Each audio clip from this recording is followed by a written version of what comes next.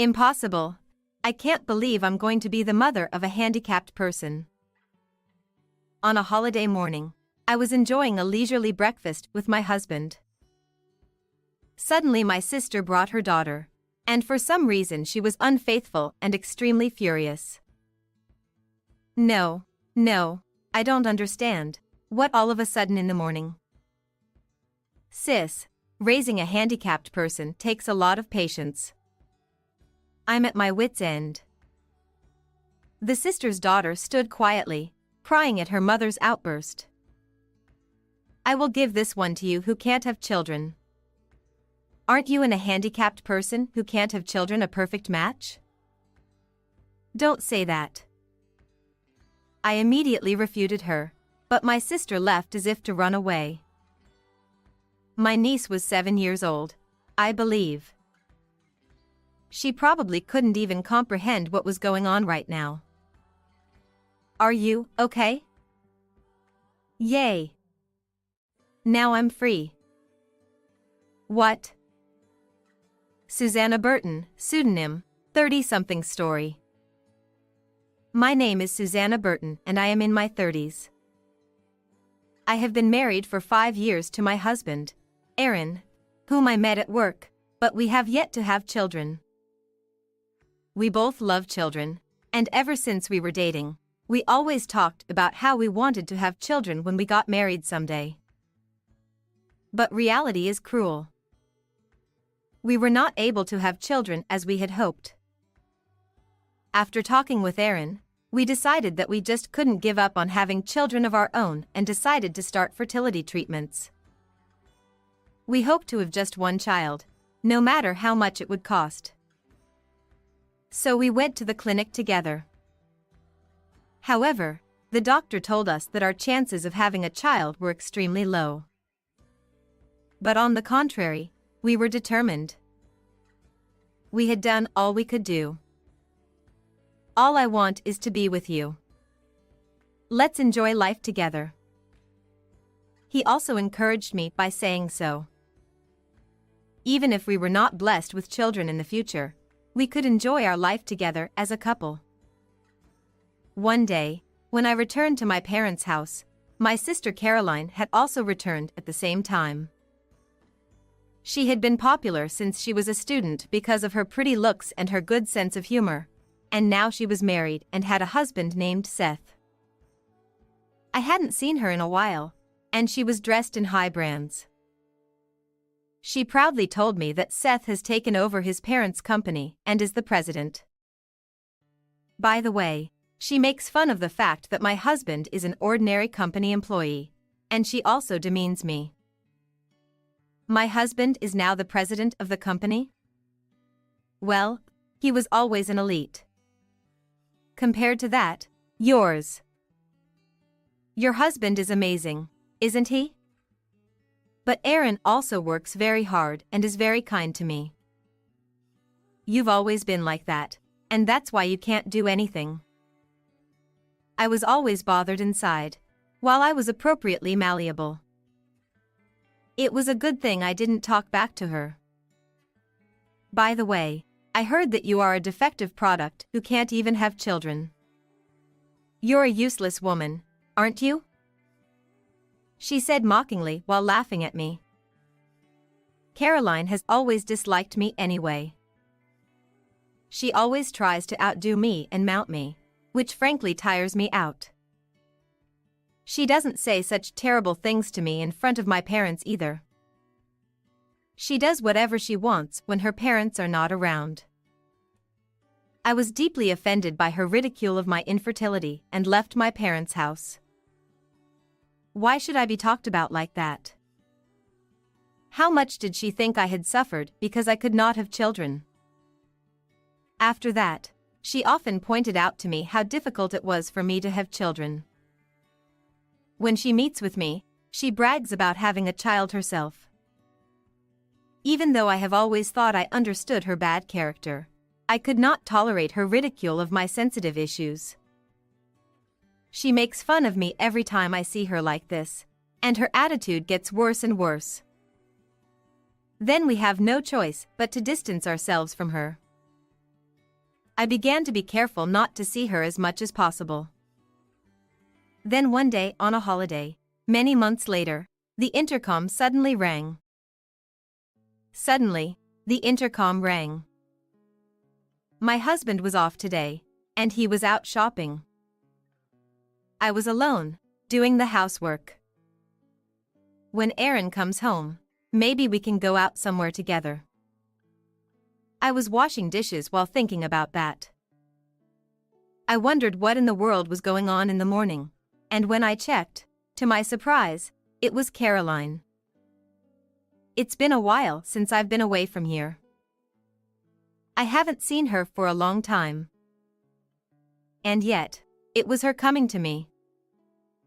Her face on the intercom screen was clearly unhappy, and she was standing there in front of the front door. I wonder what she wants, even though I don't want to see her. I reluctantly open the front door. She is standing in front of me with a sullen expression on her face. It's been a long time. Oh, it's so unusual to see you here with Natalie. We don't want this handicapped person in our house. Her high-pitched voice rings out. I wonder what she is going to say as soon as she arrives, forcing Natalie, who is standing beside her, toward me. Natalie is her daughter. She is 7 years old, I think. Natalie almost fell over when she was suddenly pushed toward me. What do you mean? You just barged in all of a sudden? I stare at Caroline, who is confused and pushes the child away. She takes one look at Natalie, who is sobbing in my arms, and sighs. She is so annoying. A handicapped person who can't even speak properly doesn't deserve to be in our house. How can you use such a violent word as handicapped to your own daughter? I was at a loss for words. What do you mean she can't speak? It means exactly what it means. It's a pain in the ass. Caroline sighs heavily. You know, being a parent of a handicapped person is very, very hard. I can't do it anymore. You can't have children, so I'm going to give you one. What? You can't have children and a handicapped person is a perfect match. Get along with each other. After saying what she wanted to say as much as she wanted, she got into her car and drove away without making eye contact with her daughter. I was so stunned by what had happened that all I could do was hug Natalie. I came to my senses and looked around.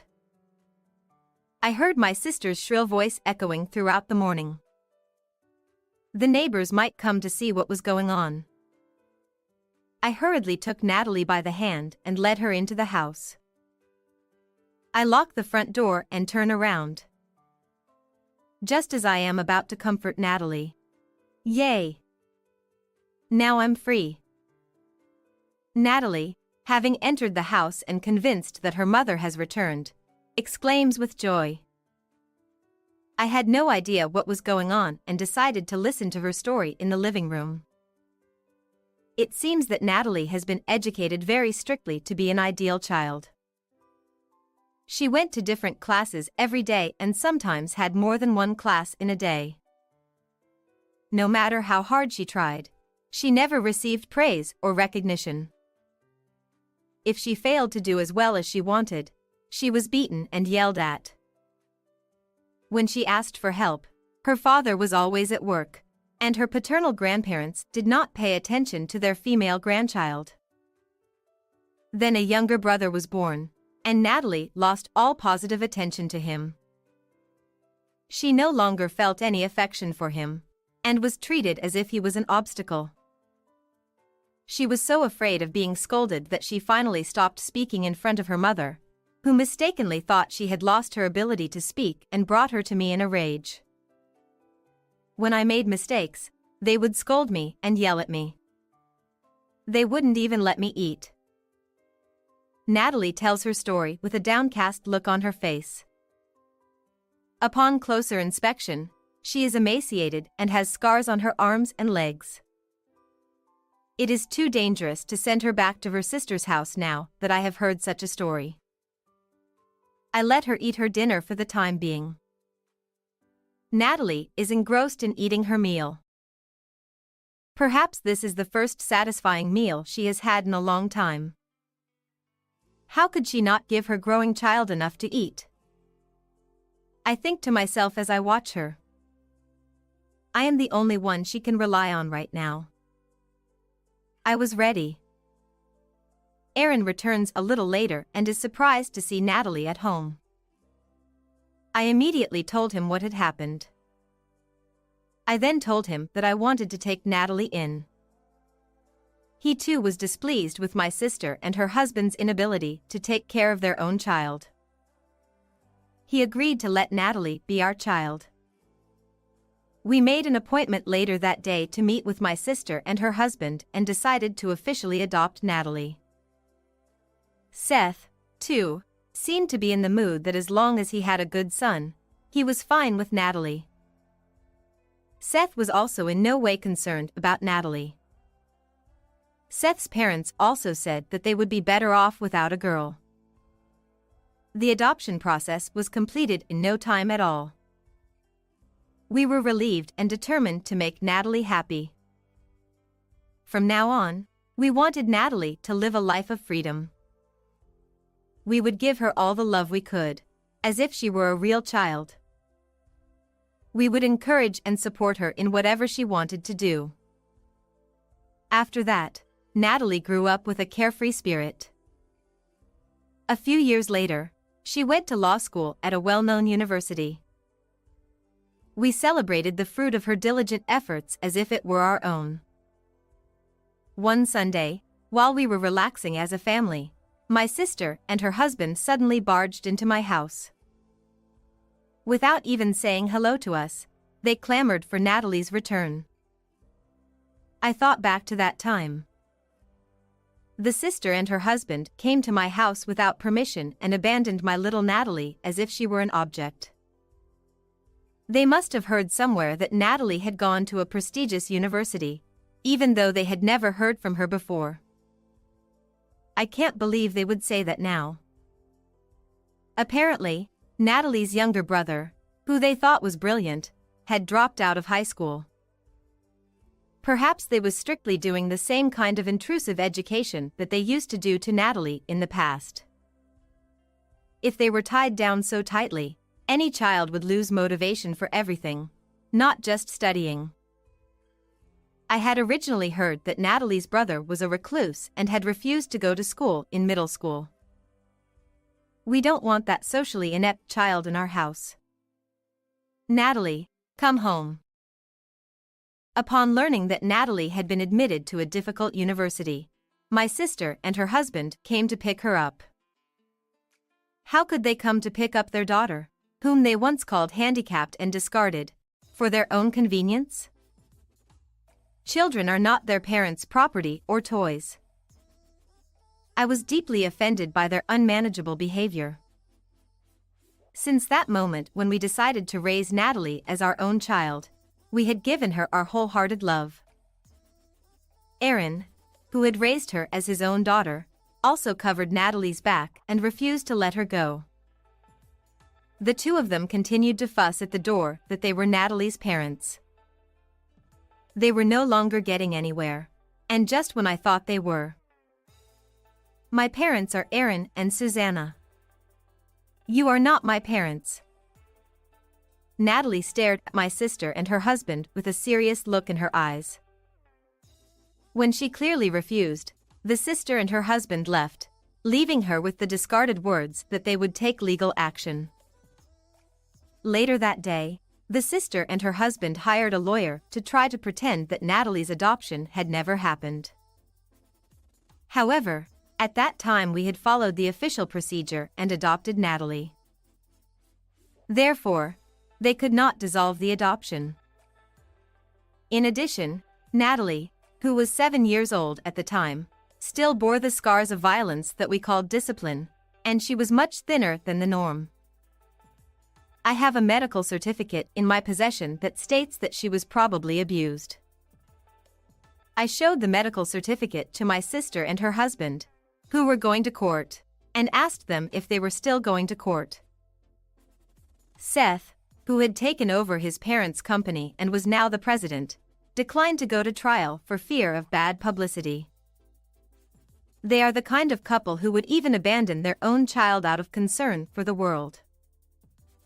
There was no way they could go to court with the evidence of their abuse in front of them. But somewhere along the way, a rumor began to circulate that Natalie, Seth's eldest daughter, had been adopted, as if she had been abused and abandoned. The rumor spread quickly, and the stock price of Seth's company dropped dramatically. Soon after, Seth was removed from his position as president of the company in order to take responsibility for his actions. My sister and her husband then disappeared.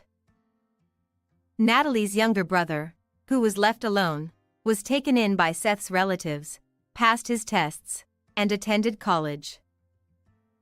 Natalie successfully graduated from college and got a job at the company she wanted.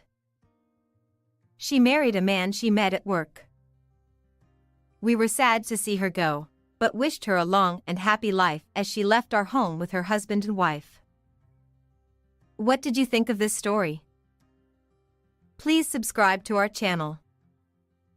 See you in the next video.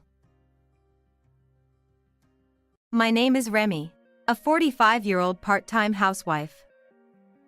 Despite being exhausted from work and household chores every day, life was fulfilling. However, recently, my husband Taylor has been cold towards me, making me wonder if I did something wrong. Additionally, our 20-year-old college student son, Pashik, also stopped talking to me, making me think it's another phase of rebellion. Even though my son had become a well-behaved and good child after his rebellious phase, he's now treating me coldly at this age. So, even when I'm at home, I couldn't find peace or relaxation. One day, my husband and son expressed their desire to go mountain climbing. I was part of the Young Wonderful Club in my youth, and outdoor activities seem to be popular again.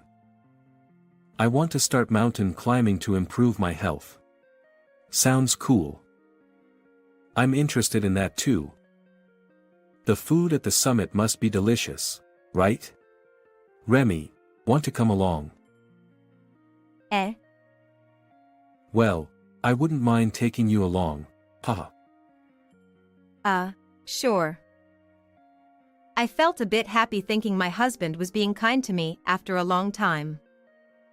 Although I wasn't very knowledgeable about mountain climbing, I thought it could be a way to relieve stress, so I decided to give it a try. However, on the day of the mountain climbing, I suddenly couldn't go due to work. As a result, my husband and son went on their own.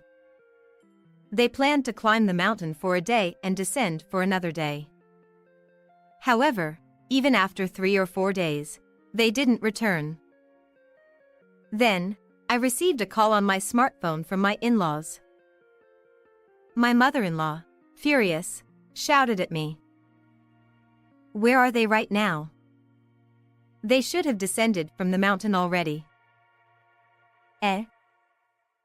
Because of you, our son and grandchild became missing. What have you done? You invited them for mountain climbing, didn't you? The one who invited them was my husband. I considered going, but, in fact, I couldn't due to work. What? So, I didn't go. I'm at home right now. What does that mean? Why are you at home now? Well, suddenly I got called for work, and I couldn't go. So, I asked them to go without me. I finished work and just came back now. Huh? But they said they would stop by here once they descended from the mountain. I prepared a lot of food waiting for them. Don't complicate things. I thought something had happened. Oh, But maybe they're not on the mountain. Maybe they're somewhere else. Huh? What do you mean by that? Maybe overseas. When I was cleaning the room earlier, I noticed that my husband and son's passports were missing. What? My mother-in-law was quite surprised and raised her voice. I also noticed earlier while cleaning that my husband and son's passports were missing, so I just thought they might be overseas. But even if they went somewhere, where could it be? If my husband and son went overseas, I became curious about their purpose. It would be fine if it were just a trip, but why did they mention mountain climbing? It might be some kind of camouflage, and if that's the case, there must be some suspicious reason. I wondered if they were planning something dangerous and were going to escape. However, I couldn't believe that my husband and son would do such a thing. A week passed, and still, my husband and son didn't return. It's summer vacation for my son at university, but my husband should have work. I wondered how they could be away from home for such a long time. Of course, I filed a missing persons report with the police, but they couldn't be found. Maybe they've become missing for real. But where could they be? If I had gone with them, this wouldn't have happened, would it? What should I do? Despite being treated coldly, my concern for my dear husband and son didn't change, and I couldn't stop worrying. Even while working, I found my mind constantly occupied with thoughts of my husband and son, making it difficult to focus. As a surgeon, if I lose concentration, it could lead to medical mistakes. Every time before surgery, I had to gather my strength, holding back the urge to cry. On that day, I couldn't go because there was an emergency surgery. If that surgery hadn't come up, maybe this wouldn't have happened. Because I'm a surgeon, I couldn't help but think my husband and son might be in a dangerous situation. It felt like my chest was about to burst. One day, I heard a strange story from a friend. It was such an outrageous tale that my eyes nearly popped out. I got angry, thinking, those idiots. What on earth are they up to? I won't forgive them anymore. After that, I went to my in-laws' house, where both my mother-in-law and father-in-law were surprised to hear my story. Although my mother-in-law usually had a somewhat unpleasant way of speaking, she wasn't inherently malicious. Perhaps she was just not good at socializing. My father-in-law, despite giving off an intimidating impression, seemed like a good person at heart. So that's what happened. I'm sorry, Remy. It's okay. Because of you, I thought Taylor and Kashik were in danger. I'm really sorry. No, it's fine. They probably lied to both you and me. Even so, what a ridiculous story. If that's true, those two are idiots. Yeah, I was quite surprised too. Well, they'll probably come back eventually, and when they do, let's give them a piece of our minds. Several days later, my husband and son returned home, acting as if nothing happened. Since I had received a prior notice, I pretended to be calm. As they were much later than initially planned, my husband started making excuses. Oh, we decided to climb other mountains too, so we changed the plans last minute. Right, Kashik? Exactly, we'd become addicted to mountain climbing. So, we climbed a lot. And we even went to hot springs afterward. Ha ha ha, we've become very healthy. It feels so refreshing. I feel so refreshed. We made some great memories. Well, I guess you did something bad, felt refreshed, and made good memories. You were conducting some suspicious seminar overseas. Why would you say that? You held a volunteer event to help underprivileged children in the Philippines or something, right? And you organized a questionable seminar in a high-end tower condo in Salcedo. Well. And you were recruiting interpreters who could speak English and Tagalog, right? My friend accidentally applied because she thought it was a legitimate opportunity. She has a friend who is half Filipino and fluent in both languages. She works as a freelance interpreter through crowdsourcing. She applied for the job after seeing it, but as she listened to the details, she found it suspicious. Apparently, they asked her to transfer $15,000 as membership fees. She wondered why an interpreter had to pay such fees. That's the person who backed out at the end, right, Isa? Yes, you nailed it. Isa is my friend.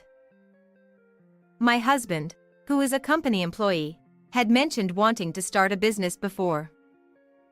It seems he came up with the idea of a fraudulent business. He pretended to conduct charity work in the Philippines and recruited online interpreters, but it was full of suspicion. My friend Isa, being half Filipino and fluent in both English and Tagalog, applied for the job thinking she could contribute to her mother's home country. However, when they asked her for a substantial membership fee up front, she felt uneasy and reached out to her Filipino friend, Andy. Isa had lived in the Philippines until elementary school, so she had many friends there. Andy, who could speak some languages, helped her investigate the strange seminar my husband and son were organizing. It was hearsay, but the general idea was as follows. Thank you all for sympathizing with our cause. If you want to donate more, please register on my account and transfer the funds to the account afterward. We accept donations starting from $500. Thanks to your support, we can help the underprivileged children. Andy, thanks for volunteering. You can leave now. See you, Andy. Be sure to join us in our business again.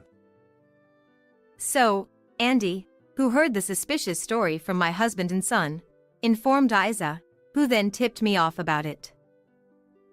The victims were apparently mostly Americans who, wanting to do something for underprivileged children, paid $1,500 in advance. Moreover, there were about 50 of them, totaling a whopping $75,000. There was a possibility they might send more money after returning home, increasing the amount of damages. That foolish son of mine. I won't forgive him. Because of you saying that you were invited by Remy for mountain climbing, I believed it. I ended up hurling abuses at Remy since you didn't come back. Mom. Kashik. Despite being a university student, what on earth are you doing? There's something wrong with your head. Grandpa. Why are you here?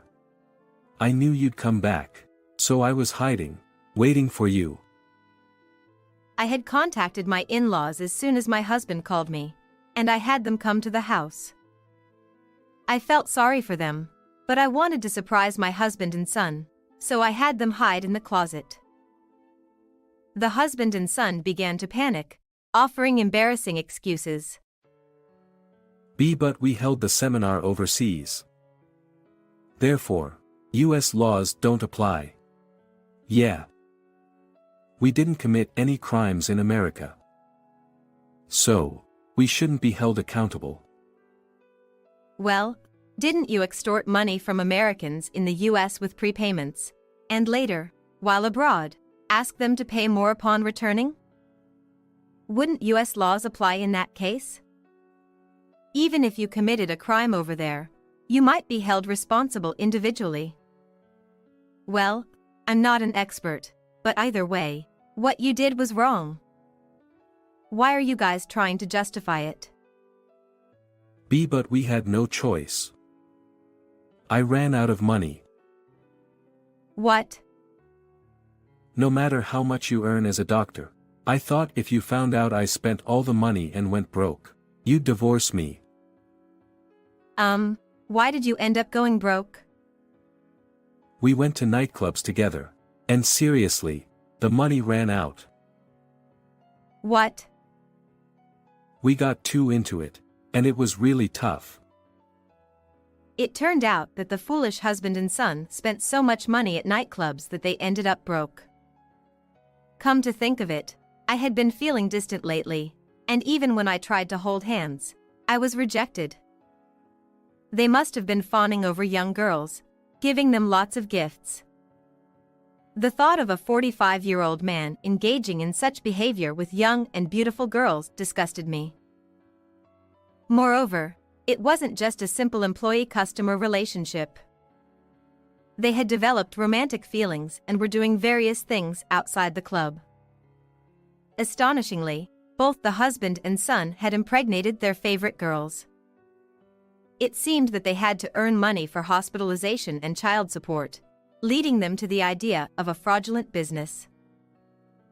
At this point, I couldn't help but think that their heads were in the clouds, and they must be exceptionally happy. I was disgusted with my husband and son, who confessed everything. You idiots! What the hell have you done? You're no longer my son. Don't be so mad. I didn't do anything wrong. Remy is to blame for neglecting us and always working. What? You always say you're working, leaving the house late at night, right? That's why I got fed up.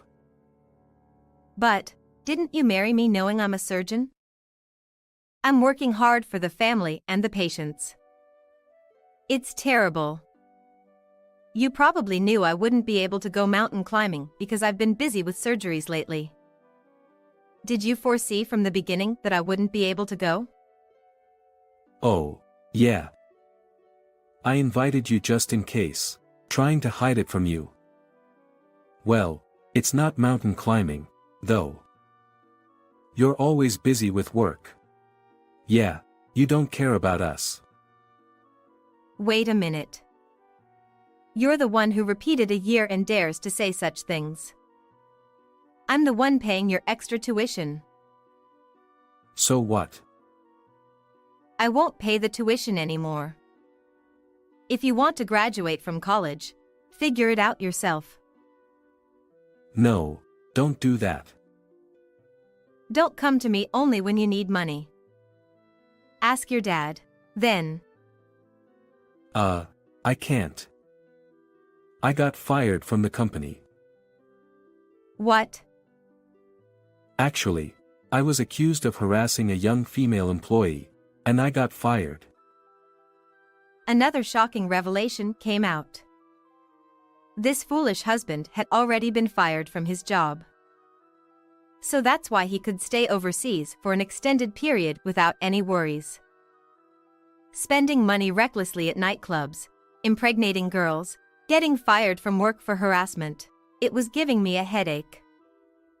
How could someone make such foolish decisions? This statement angered my mother-in-law, and things took a turn for the worse. She scolded my husband loudly and began packing his belongings in their bedroom. You're already dumped by Remy. Live around here or something? Idiot. Wait, Mom, what are you doing? I'm organizing your stuff. Can't you see? Look, is this fine? Wait.